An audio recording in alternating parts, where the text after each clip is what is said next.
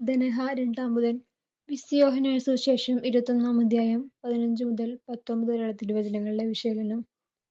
നീ എന്നെ സ്നേഹിക്കുന്നുവോ? സ്നേഹിക്കപ്പെടാൻ ആഗ്രഹിക്കാത്തവരായ ആരുണ്ട്? സ്നേഹിക്കുന്നു എന്ന് പറയാൻ എളുപ്പമാണ്, പക്ഷേ അത് ജീവിതത്തിൽ പ്രാവർത്തികമാക്കാൻ പ്രയാസമാണ്. തെളിയിക്കാനും.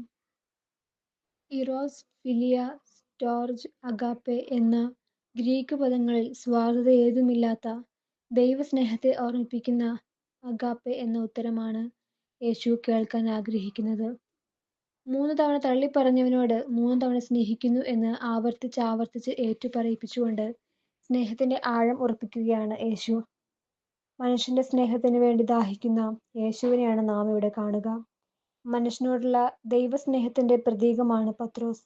എത്ര തവണ നാം ദൈവത്തെ തള്ളിപ്പറയുന്നുവോ അത്രയും തവണ ദൈവം നമ്മെ തേടി വരും. പാപം വർദ്ധിച്ചിടത്ത് കൃപ അതിനുമേൽ വർദ്ധിക്കും. റോമ 5:20.